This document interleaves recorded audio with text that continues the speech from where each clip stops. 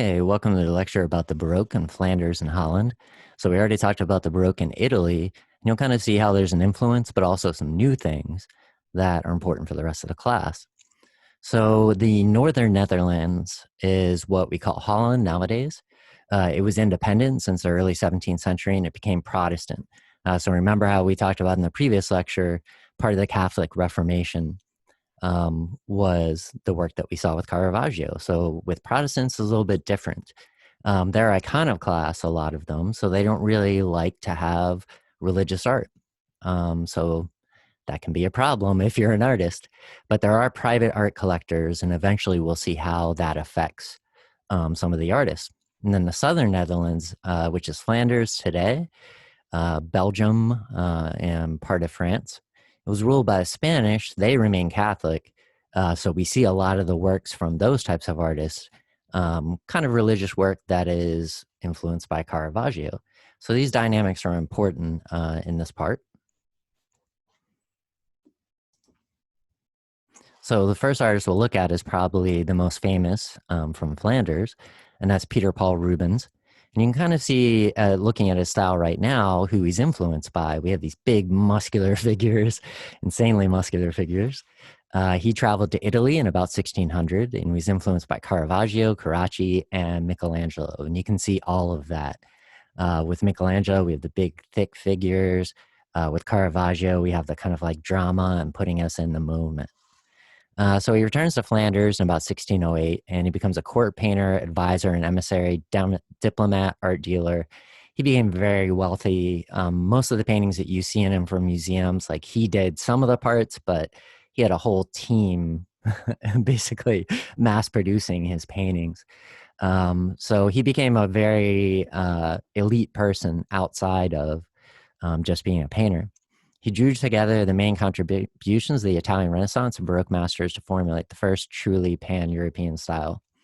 Whether or not you believe that from Kleiner, he did have a big influence, especially in his later work. So these early ones, we're going to see a lot of Caravaggio and Michelangelo, but in later ones, we're going to see that he's going to make some work that's very influential.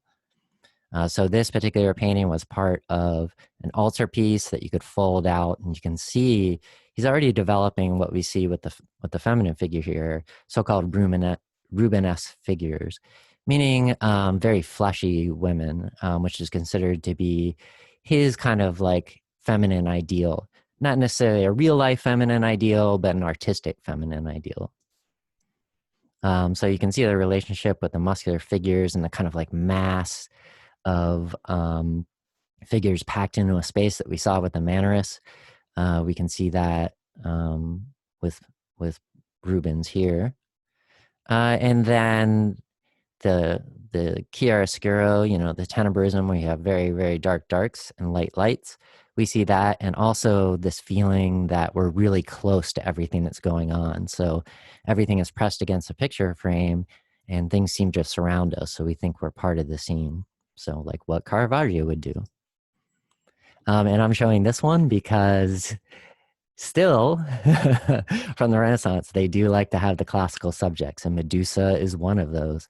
But you also see a very particular Netherlands or Dutch or Flemish type styles in that they really love getting in the details of animals and bugs and plants. So Rubens took this as a way to do it. But again, kind of influenced by Caravaggio with the violence.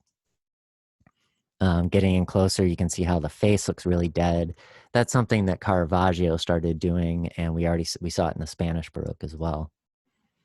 But as he develops something that is his own style, and he's bringing together a lot of elements that will be influential in later times. Like first off, we're doing oil, so that's influential, and we had talked about that before. This particular piece is Marie de Medici, Queen of France, landing in Marseille. So it's for the Luxembourg Palace in Paris. It's part of a series of 21 in 4 years, so he really needed those assistants for this.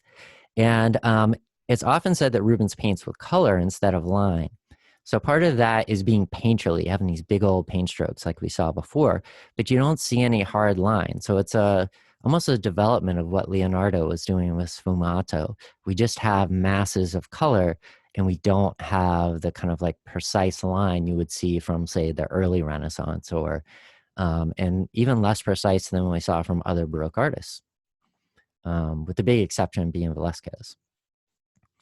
So when you get in close, you can see that Marie de Medici, she's so important she can't hold her own arms. But he makes it this very dramatic scene.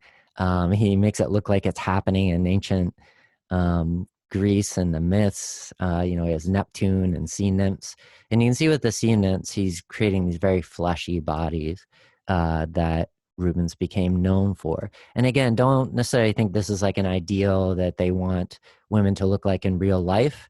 It's more an ideal for art, if that makes sense. So there's not necessarily an overlap for real life. It's pretty difficult to look like this in real life. So when you get in close to the fleshy figures and very youthful figures, even the Neptune that we have here is very muscular and youthful body. So in this one, this is kind of like a typical Rubens painting of a non-religious subject. So Titian is one of the influences. He married the 16-year-old Helena Forman in 1630, and she is pictured right here. And he tends to put her in all of his pictures. She's appearing again right there. So he kind of finds her face to be ideal. I don't know if her body actually looked like this in real life, but he takes his body and puts it in there. And then he puts everything in this like kind of beautiful, wealthy garden with plants. And then there's putti, which are these like flying naked babies. And that becomes this kind of like, it's kind of like the pastoral scene we saw with Titian, where it's this idealistic kind of country, but sophisticated living. And we'll see a big influence of this in the Rococo. And this one is at the Toledo Museum of Art. I wanted to show it to you because, again, his wife is appearing in there, his very young wife. But you can see this at the Toledo Museum of Art. It's really cool to be able to see it in person. DIA has some cool Rubens as well, but this is one of the bigger ones in his later style that you can see in the United States. So Rubens' assistant, Anthony van Dyck, as you might imagine, is quite influenced by the types of painting he's doing. This particular subject, Torquato Tasso, Jerusalem Freed, it was one of those stories kind of like the Golden Legend, where they like to take stories and make them into legends. So it was about the Crusades. And in this legend, a sorceress falls in love with a knight she was to kill. So we can see her right here. He's looking handsome. She's like, maybe I won't kill him. And it may be a reference, and this is kind of interesting because royalty loves this. Charles I marries the Catholic Henrietta Maria, who is the sister of the King of France. And remember, at this time, the Dutch are becoming Protestant. So this may be a political issue. So in a way, this is a way to maybe smooth that over. You can love the person you're supposed to kill, in other words, the Catholic. But it doesn't work out for Charles because he ends up getting beheaded in 1649. So not quite what we have here. But we see a lot of things we had seen in Caravaggio, with the kind of closeness of the scene, but also what Rubens had been doing, where we have the puttis and this like idealistic pastoral kind of setting. But we've seen these kind of settings also, like all the way back to Leonardo. So this is Anthony van Dyck and his portrait of Charles I. So when you do a portrait of a king, you do it the way they want it, and you want to show their power. We had already seen that with Velasquez. So he was a court painter in England, and he, in some ways, with this painting, created the idea of the dismounted equestrian portrait. And later kings like Louis XIV were quite fond of this. So you imagine that he's hunting, and I should mention in England, royalty had basically made it so that only they can hunt and regular people can't, which you might imagine many regular people would ignore, but were also angry about. So the idea is that he gets off of the horse in these lands that only he can hunt in. And he is on top of the hill so he can see all the lands he rules over. You can see by his stance that it's very confident, his hand on his hip. He's got his staff, and he's looking straight at us. And they show him as taller than everybody else. Obviously, this is a teenager, but his assistant, who's a grown up, is also shorter. And that's kind of important because Charles I was very short in real life. Um, so this influenced many later royal portraits. They liked the message it was giving, that they're the kings of their domains, that they rule over everything. Again, it didn't work out for Charles I, though, because he's beheaded in the English Revolution. So the Dutch Republic, in some ways, is kind of more interesting because they can't really make religious paintings because the church isn't present anymore. The Protestants have taken over. So they make paintings for some of the new wealthy people that are coming up in the Netherlands. Along with England, the Netherlands was kind of the birthplace of capitalism. And with that, we start to see that people can become powerful without having royal blood or without being a monarch.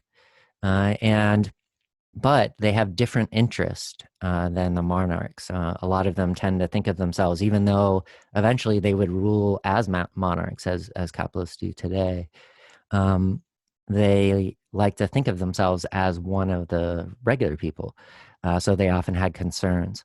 But at the same time, and this comes from Protestantism and also from the idea that if you work hard, you can get ahead, that people still, that kind of mythology is still attached to capitalism, is you tend to have these kind of judgmental types of subjects towards regular folks. And the idea is to say, hey, you have a short life, don't be lazy. So this one's called the Jolly Toper, and a toper is a heavy drinker. So you can kind of imagine this guy at the bar, he's got his drink right here. I often ask the class in real life if, how many drinks has he had already? Most people say quite a few. And you can really tell his eyes are kind of going two different directions and his face is quite flushed. And again, these things, it's called the Jolly Toper. It seems like, they're making a nice picture, but remember the people they're making it for, they want to lay judgments on these people who are partying or having a good time or whatever, instead of, buckling down and working hard. But what we see here that's pretty influential, and we'll see this influence all the way to the modern period, is that we see a moment in time portrayed. So instead of this almost like timeless pose, it's something that happened. Like we said, hey, how you doing? And he waves back to us. When you get in close, you can see, like Rubens, it's very painterly. So we can like look at the individual paint strokes, which is quite impressive. And you can really see how his eyes are kind of glazed over. And so this one illustrates a little bit more the idea of if you're partying, if you're drinking, if you're doing fun things, that you're wasting away. So we see that with the last drop, the Gay Cavalier. We see a couple of people drinking, smoking, tobacco had been imported from what would become the United States, and people started to habitually attach to it like they still are today. And a lot of the people who were kind of judgmental towards people that like to party were also judgmental towards tobacco addiction. So we see the skeleton, death, looking over them. Often this type of painting is called a vanitas, meaning the vanity of life. You can have all these beautiful things, but death is looking over. And remember that Christians think that you're judged and you'll go to heaven or hell, so you have to be good during your life, and heaven or hell is eternal. So a student of Hall's, some attribute some of Judith Leister's paintings to Hall's. That's been worked out, like you can see one at the DIA, and it's not as much of a problem as it used to be. She prefigures Vermeer, and we'll kind of see what that's all about, in that she creates a space around the figures which seems empty, but at the same time, it's very realistic, almost like she's painting the air. And when we get to Vermeer, we'll kind of talk about how that might be done with some new technology. So this one is very similar to the one that you see at the DIA. So Leister became known for these singular figures in rooms. with the light coming in from the window. We don't see the window, but we can see the light over and the shadow that's made. And the figure who's playing the flute is kind of looking outwards. So with this one, especially when we get to Vermeer, you'll be able to see how she prefigures it. Very similar to what he ended up doing. So with this one, we have Rembrandt, the other kind of like biggest artist from this period, and then Vermeer will be the very last one, but he didn't become famous until relatively recently. So the Rembrandt, again, we see the early Rembrandts very influenced by Caravaggio. We're in the scene, it's violent. It's a non-typical Old Testament picture. And in Protestant lands, a lot of times they would do that. In other words, they pick, and I put up the air quotes, unimportant subjects, because that kind of got around the iconoclasm. So if you're not painting Jesus, maybe it's not such a big deal. So we see the blinding of Samson, where Samson, he loses his power. They figure out if Delilah cuts off his hair, we can see her kind of exiting the scene here. And then everyone's able to take him over and they take out his eye, and kind of becomes like the Cyclops story from ancient Greece. So just like Caravaggio, it's this violent moment, and we're in close, lots of tenebrism. We also see some so-called Near Eastern, and when I use that word in this class, that was the way that Europeans thought of the Middle East. And kind of like a lot of Europeans and Americans think of the Middle East, they kind of saw it as undifferentiated. So if it was Turkey, if it was Iraq, if it was Palestine, they didn't care. They kind of saw it all as the same thing because they just had trade objects and didn't actually travel there. So things like these pieces in the background, for Rembrandt, it's kind of a way to put in the scene because before this time, we kind of saw Jesus portrayed as if he was Italian or Dutch or wherever it was from. But Rembrandt was kind of interested in exploring the fact that he was a Jewish man from Palestine, and try to place these kinds of religious subjects in the areas that they would have taken place in. So again, very, very violent. But as his style changes, we're still seeing a lot of the influence of Caravaggio. Like we have this big light, which seems to come from Jesus, and it kind of strikes him, just like what we saw with Paul in Caravaggio's painting of him. And this is a supper in Emmaus. So I'll tell the story real quick. Christians believe that after Jesus was crucified, that he was dead for 3 days and then he came back to life. But when he came back to life, he didn't just like show up in the streets and say, I'm alive. Instead, he would just appear randomly to some of his followers. So one of the first persons he appeared to is this man that's in the picture. And he was just walking down the street and he saw him and he didn't recognize him as Jesus, which makes sense because he believed he was dead, and normally dead people don't come back to life. But Jesus says, I'm a traveler, I need some help. And he says, well, I'll hook you up. I'll come home and the wife and I will make you some food. So they do that. You can see his wife in the background. And when they do, he hands Jesus the bread and he breaks it, and he all of a sudden realizes, like the Last Supper, that this is Jesus. And we see that very moment. And just like Caravaggio did with Paul, with the light hitting him and kind of making instant enlightenment happen, we see that with this figure right here. So it's kind of interesting. We'll look at this same painting later on. Again, the Calling of St. Matthew, a similar idea. So this one kind of shows how Rembrandt's style got away from Caravaggio and he got something that was more himself. So his later style, it's the same subject, and we see a couple of figures, but it's not quite as dramatic. The light isn't as dramatic. We do see Jesus with the halo as if to go, oh, but it's more soft and subdued. And when you get in close to it, the painting strokes are very, very thick. So that's the style that Rembrandt becomes known for. He likes to have a little bit of mystery. So you don't necessarily know exactly what's going on. It's not the most intense moment. It's something that's a little closer. And sometimes this more serene, inward, less dramatic subject can work, especially when we look at this picture. And the reason why I think you can kind of understand when I tell the story, this is the return of the prodigal son. And this is one of the parables that Jesus told in the Gospels. So Jesus was fond of telling stories that kind of teach lessons, lessons about forgiveness, um, some lessons about how wealthy people aren't the best. But in this case, we have a um, kind of a wealthy person that is a little bit better. But remember, when he's telling these stories, a lot of times he's relating them just how anyone would relate to each other. And in this one, it's about forgiveness. So in this story, there's a rich dude. He's pictured right here. He has two sons. One is right here, and the other is right here. And one son stays home, does everything he's supposed to, doesn't really make any big waves or move things forward. But he doesn't, piss anyone off. He does what he's supposed to. Another son leaves the house, and the father gives him some money to make his way.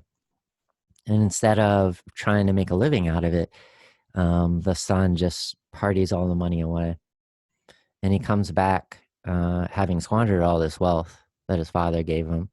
And as you can see, he's pictured in rags with his sandals falling apart. And he comes up to his father, and his father, instead of like judging him for doing all the things that he had done, he forgives him instantly and says, it's okay because he returned repentant. Um, so if this kind of scene, the drama might not work as well because it's kind of a scene about acceptance. So we can see the son, a very subtle expression, but in the parable, he's not accepting of his brother, but the father whose wealth it is accepting. So Rembrandt, one feels, has put his official Baroque style behind him and developed personal style completely in tune with the biblical passage. So since this is about redemption and repenting, the lack of drama and the kind of like transition into a new way of relating works really well. So he's fond of doing self-portraits. And what's kind of interesting is that he got pretty famous early on, but he didn't have a lot of money at first because it takes a while to get some painters. So we got that right here. He's starting to get some wealth, so he's showing off a little bit, but he's showing himself as a poet. We can tell by his hat and showing his nose. And this one later on, which is in 1658, it's kind of ironic. He looks very wealthy. I often ask the students what they think, and they're like, he's living large. He's got the cane, he's got the expensive fur. He's really taken his space, spreading out a little bit. But in this one, he had actually gone into debt and he owed a bunch of people money. And he was actually in worse shape than he was in the younger picture. But he shows himself as still very confident compared to the young man who looks at us but doesn't really have the same openness and confidence. So what he's most well known for and how will be influential in some ways is his prints. So when you make a print, you basically take a surface, it could be wood, it could be metal, and you carve or etch what you want to show up in, then you print it on the paper. In the case of this, which is engraving into metal, you can engrave it with the image you want, put ink on it, press the paper on it, make a bunch of copies, and then engrave it again. And that's what Rembrandt was fond of doing. In this one, we have Christ crucified between the two thieves. So Jesus being crucified here, and the two thieves next to him. Gruesome scene, certainly. And again, he's trying to show this is accurately taking place in the Middle East, the best that he can. And at first, we see it like this, but in his later ones, he's giving more and more darkness, which kind of mirrors the darkness that falls over everything in the Bible story, but also the darkness of Jesus's sacrifice in a way. So we call that states when you etch it, print it, and then etch it again, and then print it again.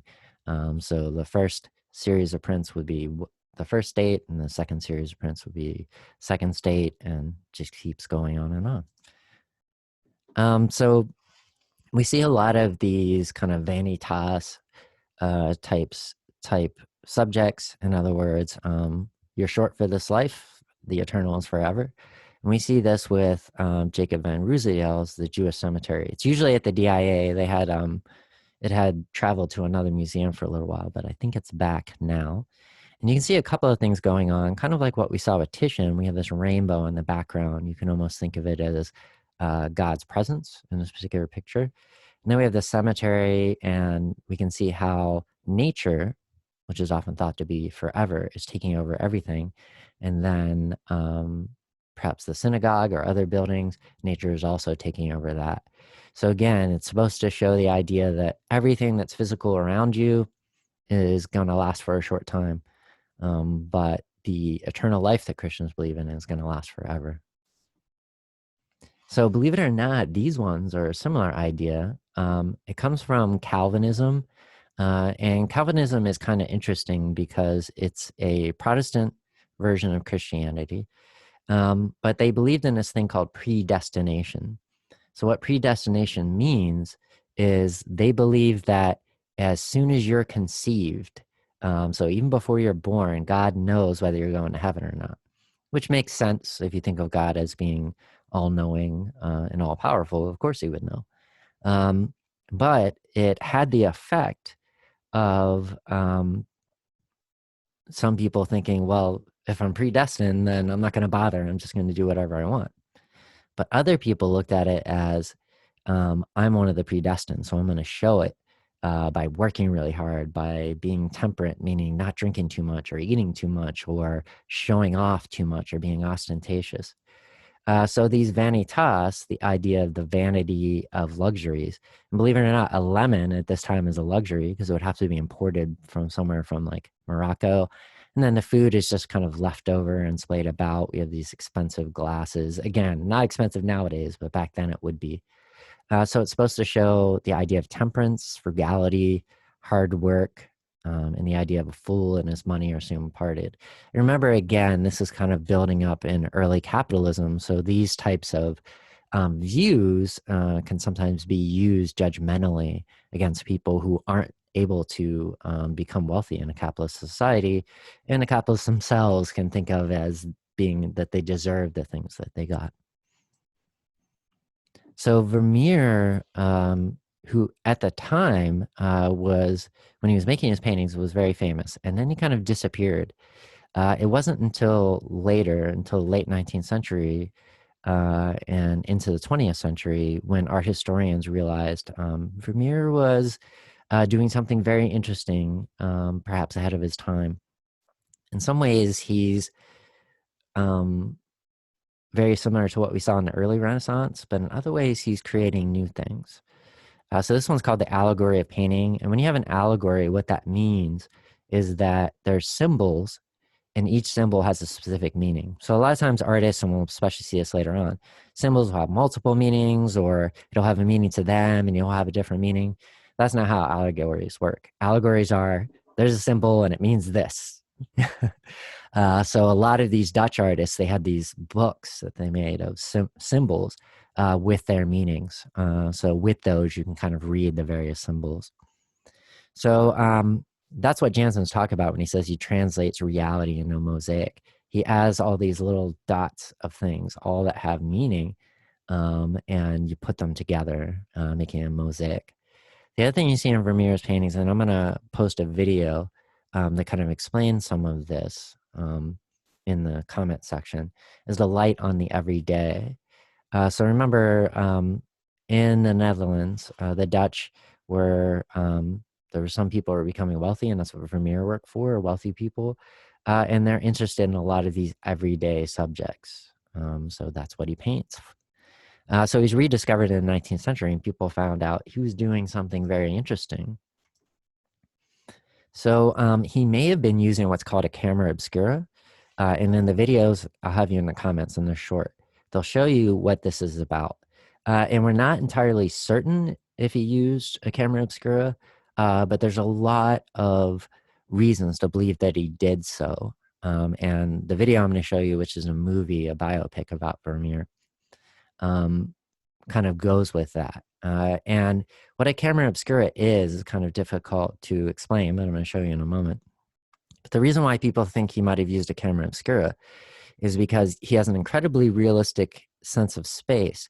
He doesn't really have a way to make the space. Like you may have noticed in the Renaissance that a lot of times we'd have like squares. He even did it in the last picture, lines, and that way you could make the space in a realistic way by using math, using a ruler, using perspective. But in this one, the space is very realistic. It's almost like he's painting the air, like we saw with Leicester. But there aren't a lot of kind of lines and squares and other things to orient you in the picture. So what a camera obscura does is basically, and this, you're not going to believe this at first, but it's how cameras started. So camera just means room in Latin. And the camera obscura was most likely invented, it could have been invented somewhere else, but Italy is where we think the first people used it. And it used to be a whole room.